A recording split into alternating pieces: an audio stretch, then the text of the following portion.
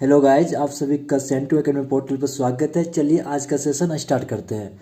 आज का सेशन है साइंक्रोनस मशीन, यानी जो भी आज हम डिस्कस करेंगे वो साइंक्रोनस मोटर और साइंक्रोनस जनरेटर, जिसे अल्टरनेटर भी कहते हैं, वो दोनों के लिए कॉमन होगा। यानी अल्टरनेटर अल्टरनेटर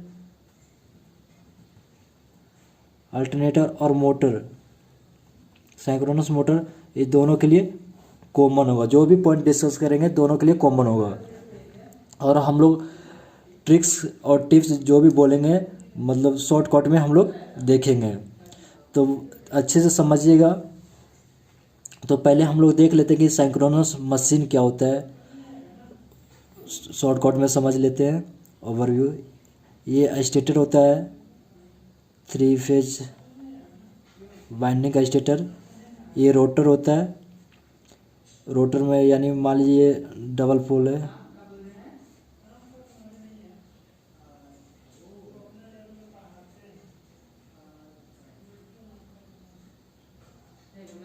इस तरह का डबल पोल रोटर है।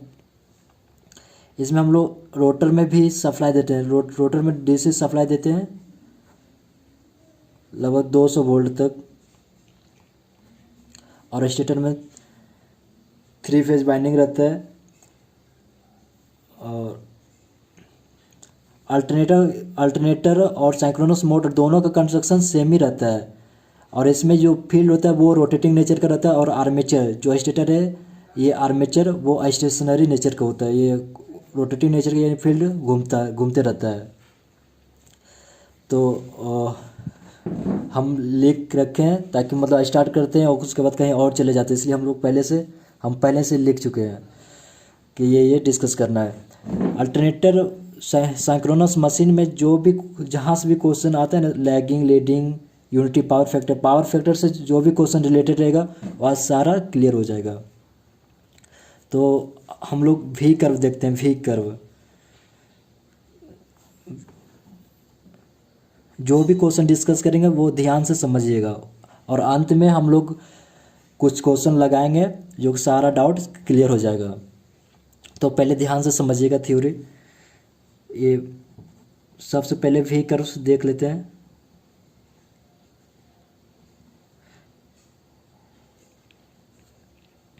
वी कर्व, ये वी कर्व आर्मेचर करंट और फील्ड करंट को रिलेट करता है। We curve,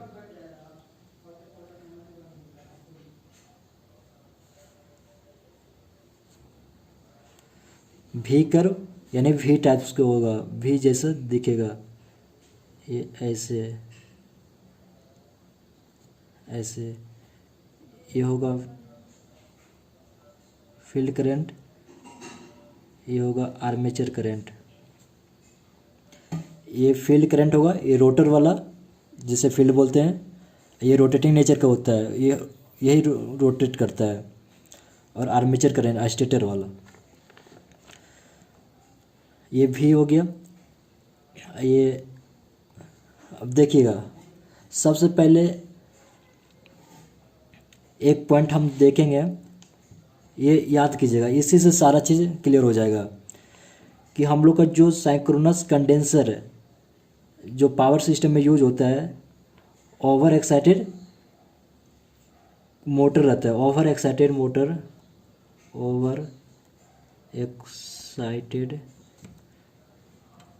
synchronous motor operates on leading power factor. ये बस याद रखना है आपको, ये point. Over excited synchronous motor operates on leading power factor हम इसलिए बोलेंगे ताकि ये सब लोग को याद रहता है, ये लाइन सब लोग को याद रहता है और इसी से सारा क्लियर हो जाएगा। ओवर एक्साइटेड ये फील्ड करंट है, ये आर्मेचर करंट है। ओवर एक्साइटेड क्यों बोलेंगे?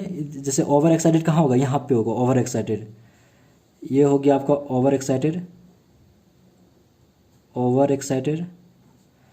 ये नॉर्मली यानी नॉर्मल हो गया।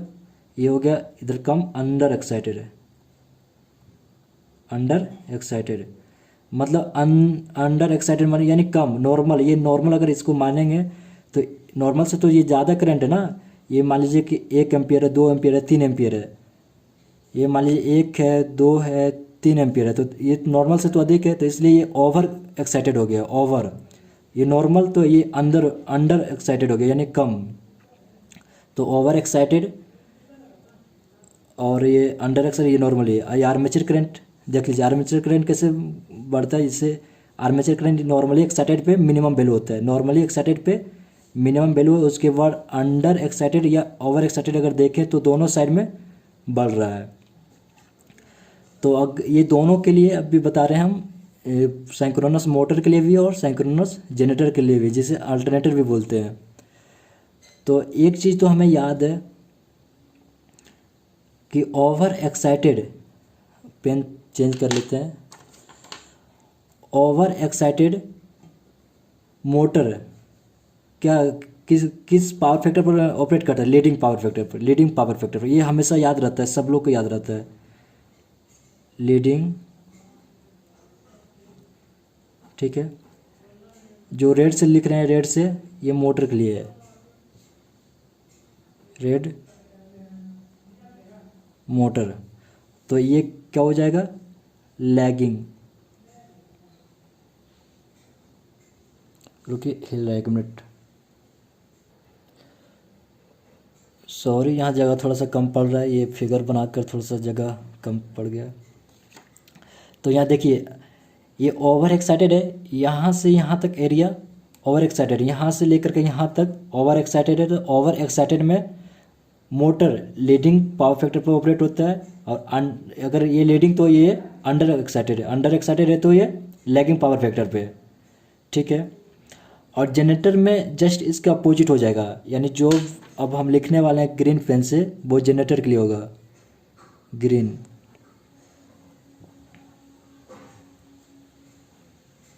ये जनरेटर के लिए है, ये हो जाएगा लैगिंग आपका,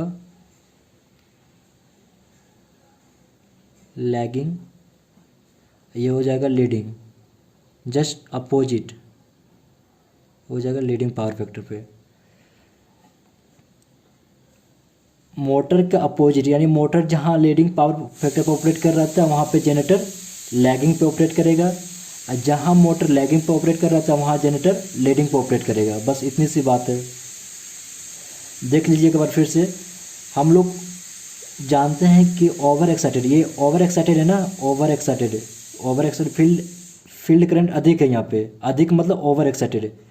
तो ओवर एक्साइटेड में generator motor leading power factor पर ऑपरेट करता है और जनरेटर लैगिंग पे ऑपरेट करेगा। अंडर एक्साइटेड में मोटर लैगिंग पे तो जनरेटर लीडिंग पे ऑपरेट करता है, ठीक है। ये तो क्लियर हो गया। तो अगला पॉइंट देखते हैं कि कब रिएक्टिव पावर एब्जॉर्व करेगा और कब डिलीवर करेगा, यानी सप्लाई करेगा। तो एक बात ध्यान में रखिएगा कि अगर पैसिव एलिमेंट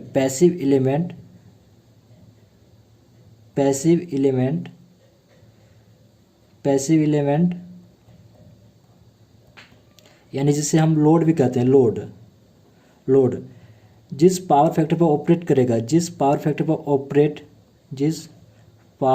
पे ऑपरेट करेगा, वही नेचर का सब्सक्राइब करें, अरे वही नेचर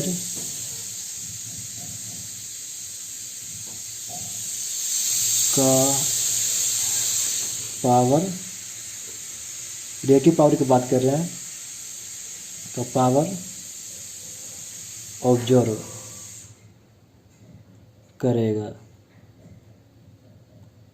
देखिए लोड है ना, तो लोड हमेशा ऑब्जर्व करेगा, अगर एक्टिव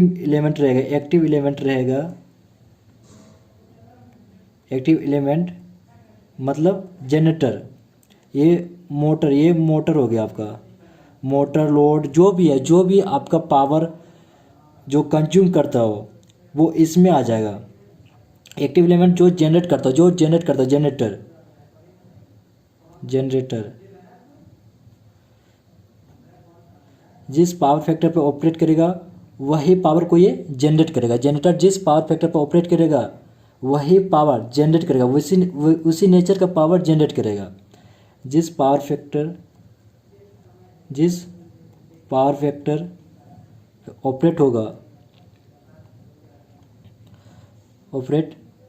वही नेचर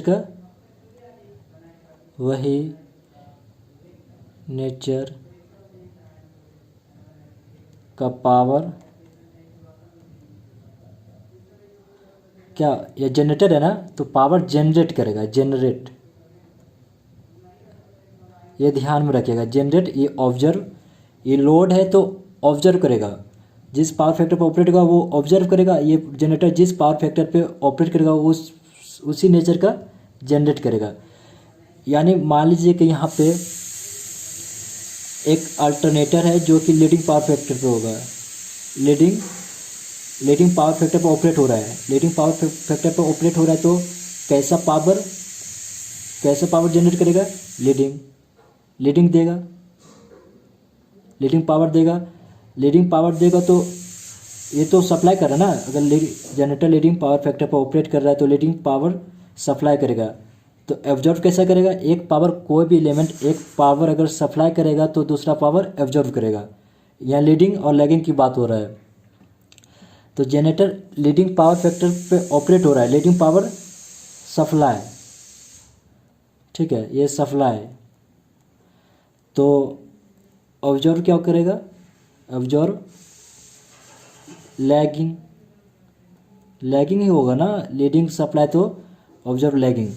अब मान लीजिए यहाँ पे एक कैपेसिटर है, मोटर के केस में कैपेसिटर है। अगर लोड लीडिंग पे ऑपरेट हो रहा है, तो ऑब्जर्व क्या? अगर जिस पावर फैक्टर पे ऑपरेट होगा वही पावर ऑब्जर्व करेगा, यानी ऑब्जर्व लीडिंग ही करेगा। लीडिंग तो सप्लाई लैगिंग, ऑब्जर्व लीडिंग तो सप्लाई लैगिंग। यानी एक पावर को ऑब्जर्व करेगा तो दूसरे पावर को सप्लाई। तो अगर क्वेश्चन करेंगे तो अच्छे से क्लियर हो जाएगा। तो यहाँ पे एक पॉइंट और नोट करना है कि हम लोग लैगिंग पावर जैसे लैगिंग KVAR भी बोल सकते हैं, को जनरली रिएक्टिव पावर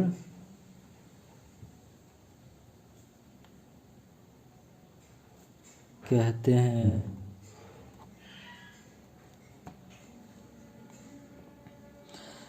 अब चलिए फटाफट क्वेश्चन लगाते हैं। एक बार शुरू से फिर से देख लीजिएगा।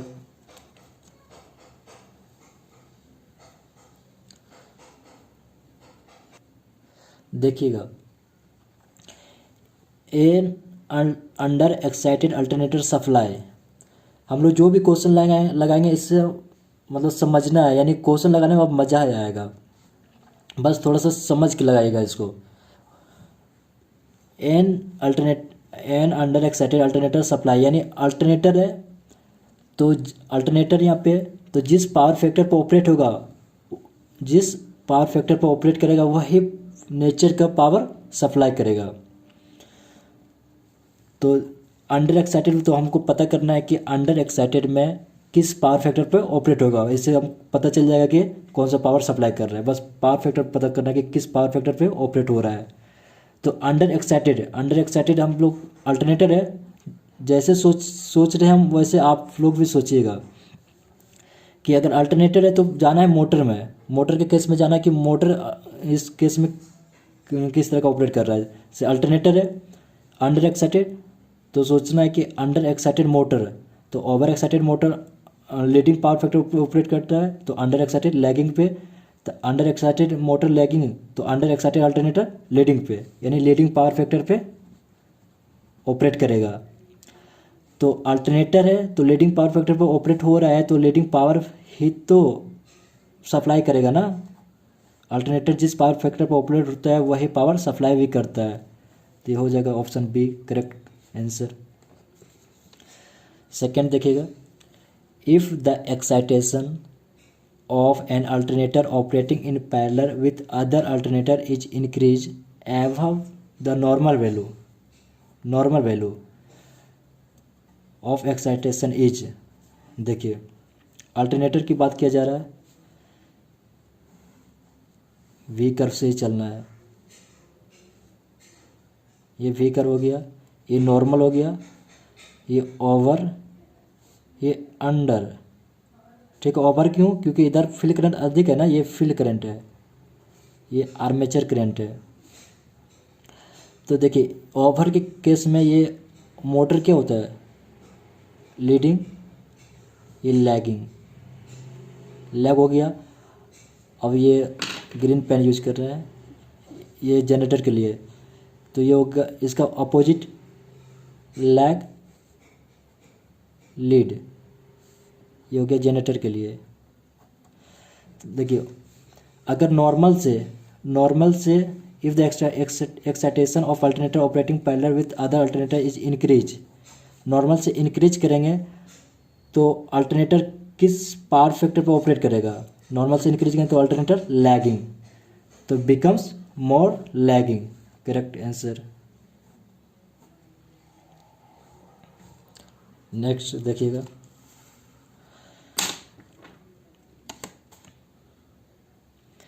if the excitation of an alternator operating in parallel with other alternator is decreased। अगर नॉर्मल नहीं दिया हुआ तो हम नॉर्मल ही मानेंगे कि नॉर्मल से ही डिक्रीज किया जा रहा है और इंक्रीज किया जा रहा है, जो भी है।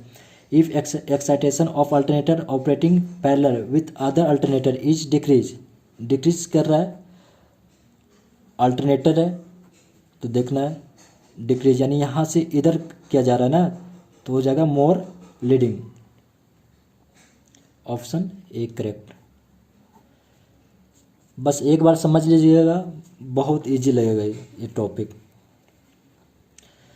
Synchronous motor deliver reactive power when, देखिएगा फिर से, synchronous motor deliver reactive power. तो रिएक्टिव पावर को हम लोग क्या बोलते हैं जनरली? लैगिंग केवीआर को ही रिएक्टिव पावर बोलते हैं। An synchronous motor deliver reactive power when, देखिए ओवर एक्साइटेशन के केस में सिंक्रोनस मोटर है, यानी सिंक्रोनस मोटर जिस पावर फैक्टर पर ऑपरेट होगा वो पावर लेगा और अदर पावर देगा। जैसे सिंक्रोनस मोटर ओवर एक्साइटेड के केस में लीडिंग पावर फैक्टर पर ऑपरेट होता है लीडिंग पावर फैक्टर पे, तो सप्लाई करेगा क्या? ये लीडिंग पावर सप्लाई करेगा तो कंज्यूम क्या करेगा? लैगिंग पावर कंज्यूम करेगा, लैगिंग पावर कंज्यूम करेगा। अंडर एक्साइटेड देखिएगा, अंडर एक्साइटेड ये लैगिंग पावर फैक्टर पर ऑपरेट होता है, सॉरी ये लैगिंग पावर फैक्टर पर ऑपरेट होगा ना अंडर एक्साइटेड, तो लैगिंग कंज्यूम करेगा, क्योंकि मोटर है ना, तो मोटर जिस पावर फैक्टर पर ऑपरेट होता है वही पावर कंज्यूम करता है। यानी अंडर एक्साइटेड में लैगिंग पावर फैक्टर पर ऑपरेट हो रहा है तो लैगिंग पावर कंज्यूम भी करेगा, और डिलीवर क्या करेगा? Leading power deliver.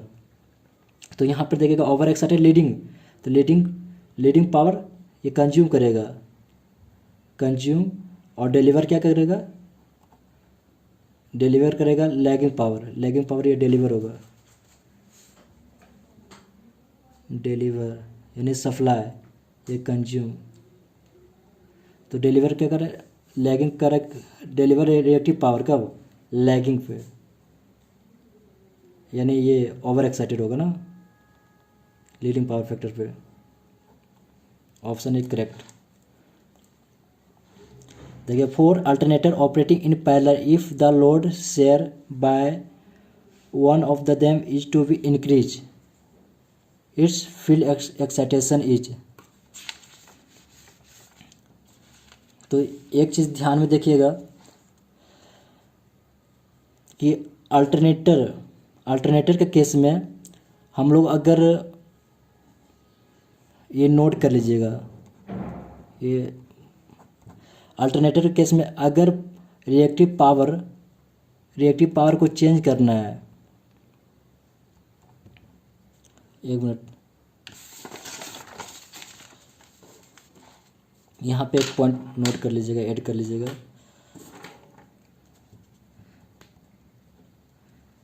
कि अल्टरनेटर में रिएक्टिव पावर चेंज किसके द्वारा? एक्साइटेशन के द्वारा, एक्साइटेशन से कर सकते हैं। और एक्टिव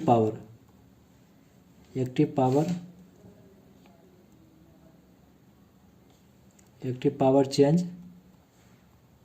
प्राइम मूवर का इनपुट होता है उसके द्वारा हम लोग एक्टिव पावर चेंज करते हैं। एक्टिव पावर चेंज बाय हम लोग इनपुट टॉर्क या प्राइम मूवर इनपुट या इनपुट टॉर्क भी बोल सकते हैं, टॉर्क। देखिएगा यहाँ पे for the alternator operating in parallel if the load share by one of them is to be increase, यानी लोड की बात किया जा रहा है। लोड यानी to be increase if the field excitation को क्या करना चाहिए? लोड यानी एक्टिव लोड की बात किया जा रहा है, रिएक्टिव पावर नहीं ना, एक्टिव लोड का किलोवाट।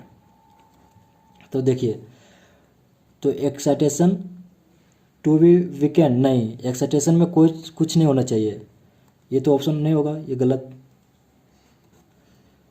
टू बी स्ट्रेंज्ड नहीं, ये भी गलत।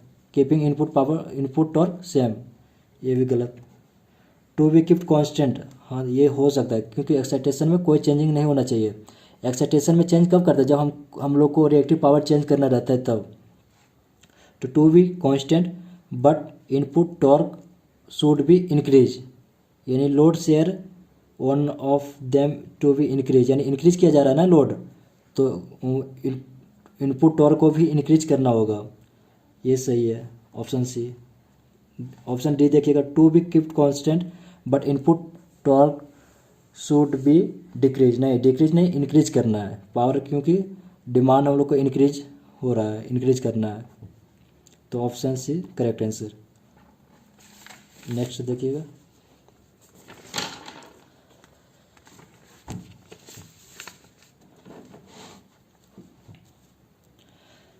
when two alternators are running in parallel their kVAR load यानी रिएक्टिव पावर की बात किया जा रहा है, ये रिएक्टिव पावर है।